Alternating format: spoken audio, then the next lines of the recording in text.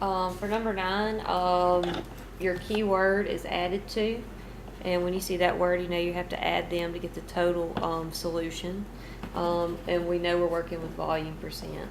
And we're looking for volume percent. So I'm going to write volume percent equals, my solute is going to be whatever they give me the amount of compound. So it's going to be 23.4.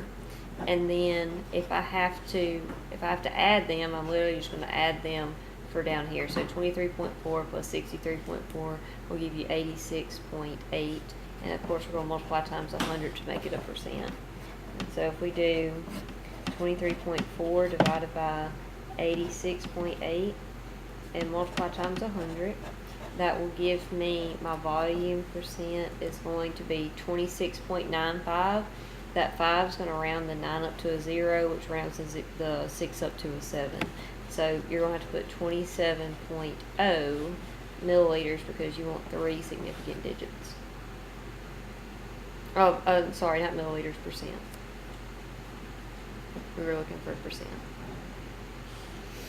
Okay, so don't mess up on the rounding. Number 10 is circled. That's ones that he did similar to the one he did in class today.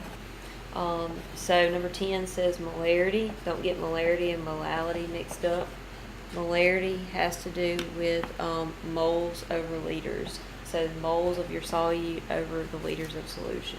So I'm just going to write that once.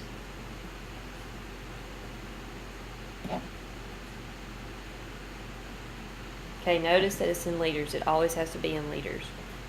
And so what you can do really quick is just notice that you have a milliliter solution. So let's change that into liters of solution.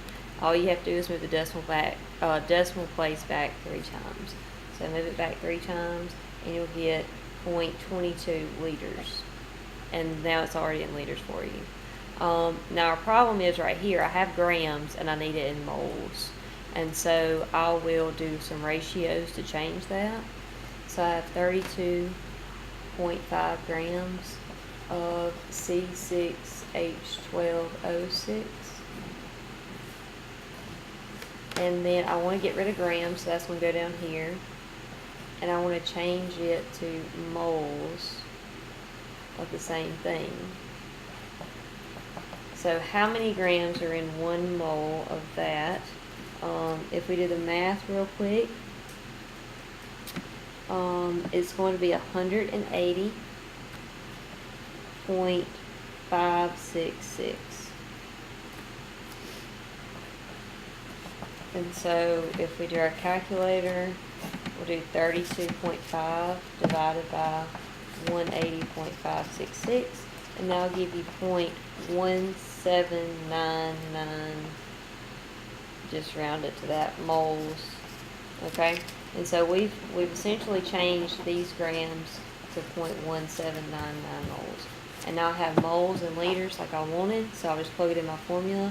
0.1799 moles over 0.22 liters, divide.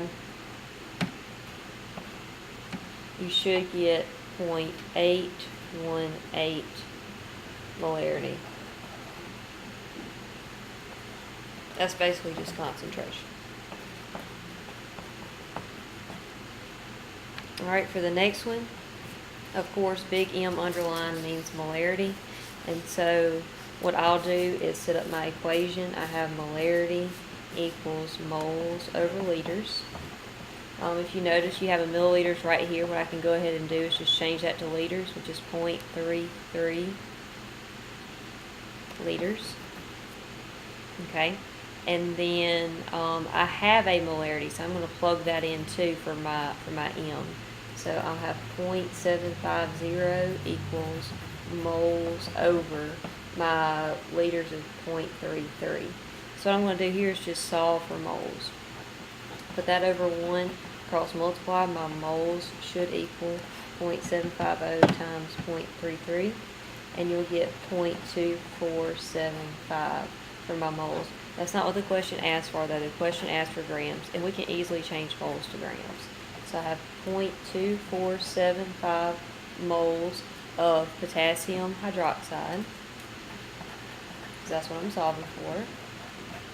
And so I want to get rid of mole, so it goes on the bottom, and I want to change to grams, so that goes on top. And always we want the ratio of 1 mole is how many grams of potassium hydroxide.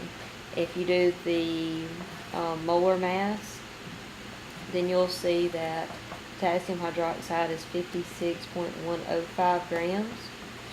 And all we have to do now is just do the math. So 0.2475 times 56.105 will give you 13.9 rounded grams of potassium hydroxide. And that is your answer.